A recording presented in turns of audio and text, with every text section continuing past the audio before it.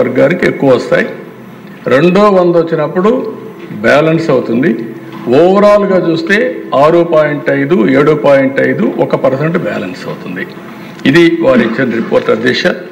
ఈ రిపోర్ట్ని యాక్సెప్ట్ చేయాల్సిందిగా ప్రతి ఒక్కరిని కూడా రిక్వెస్ట్ చేస్తున్నా,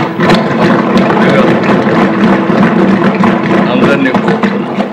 అయితే అధ్యక్ష, ఇక్కడికి వచ్చినప్పుడు ఒక్క విషయం మీ అందరికీ చెప్పాల్సిన బాధ్యత నా పైన ఉంది అధ్యక్ష. దీనిపైన చాలా ఎక్సర్సైజ్ చేశాం. ఆ ఎక్సర్సైజ్లో కూడా వారు కూడా కొన్ని డీటెయిల్స్ ఇచ్చారు. ఆ డీటెయిల్స్ మనం చూస్తే ఏ వర్గం ఎట్లుంది, ఎట్లా ఆర్థికంగా ఉన్నాయి, ఉద్యోగపరంగా ఉదాహరణ గ్రూప్ 1లో అనలైజ్ చేశారు డేటా పెట్టుకొని. ఇందులో మాలలు, మాదిగలు, ఆది ఆంధ్ర, రెల్లి కులాలు ఎంతమందికి వచ్చాయో చెప్పారు. గ్రూప్ 2 చేశారు, గ్రూప్ 3 చేశారు, గ్రూప్ 4 చేశారు, జ్యుడిషియల్, టీటీడీ అన్నీ కూడా అధ్యయనం చేసి ఇవన్నీ కూడా ఒక సైంటిఫిక్గా చేసే పరిస్థితికి వచ్చారు. ఇంకో పక్క స్థానిక సంస్థల్లో కూడా ఎవ్వరికి అపోహలు లేకుండా ఇందులో కూడా అధ్యయనం చేశారు అధ్యక్ష.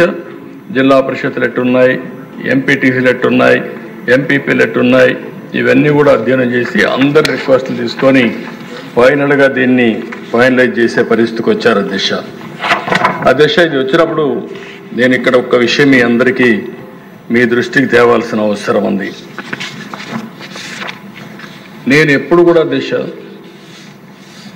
ఒక విధంగా నెక్స్ట్ మంతే మనం ముగ్గురు మహనీయులు ఏప్రిల్లో జన్మదినం జరుపుకుంటున్నాం.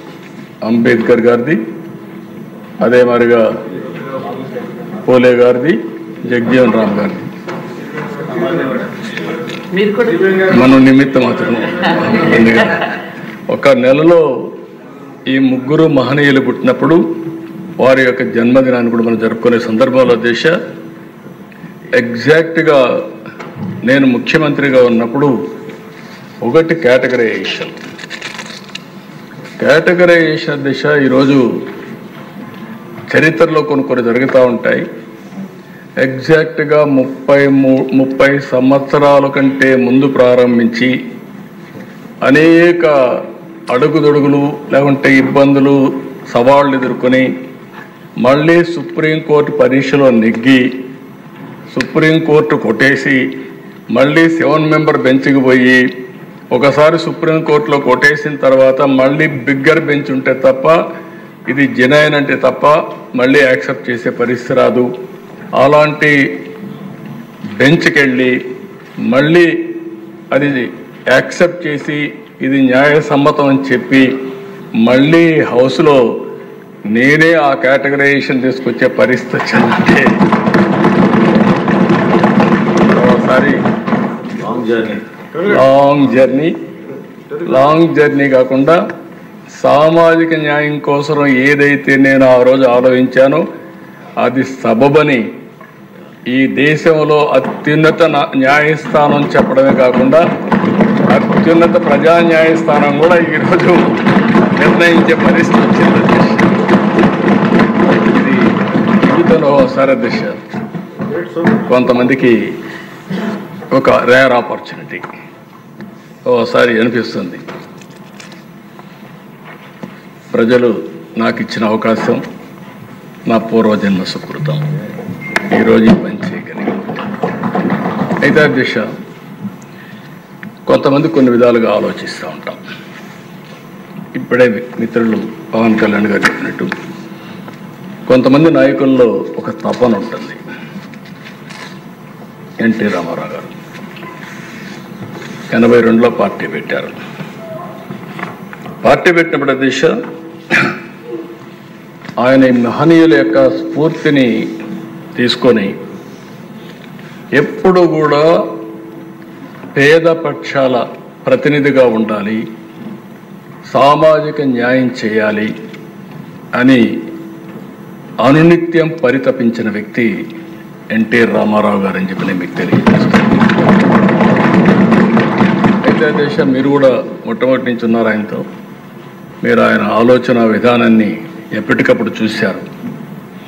ఈ దేశంలో ఫస్ట్ టైం ఎస్సీలకు ఎస్టీలకు 50% ఇండ్లు రిజర్వేషన్ చేయాలని నిర్ణయించిన వ్యక్తి ఎన్టీ రామారావు గారు. ఏదో పూరిల్లో ఉంటే అంత మునుపటి దేశ ఇల్లు అనేది ఒక 500 రూపాయలు ఇచ్చేవాడు. ఆ 500 రూపాయలు గుడిసేసేవాడు. ఆ గుడిసేస్తే ఎండొస్తే వర్షాలు వస్తే ఇంక మనకు తెలిసిందే. అలాంటిది కాదు.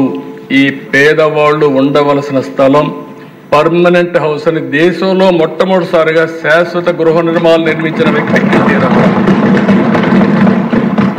ఇంకో పక్కన దేశ ఆయన ఆలోచించిన విధానం మనం ఆ రోజు చూస్తే పేద పిల్లలు చదువుకోవడానికి చాలా అవస్థపడుతున్నారు, అందులో ఎస్సీ ఎస్టీ పిల్లలు ఇంకా ఎక్కువ అవస్థపడుతున్నారని ఫస్ట్ టైం ఈ దేశంలో సోషల్ వెల్ఫేర్ రెసిడెన్షియల్ స్కూల్స్ పెట్టిన ఏకైక వ్యక్తిని నమ్ముతారని.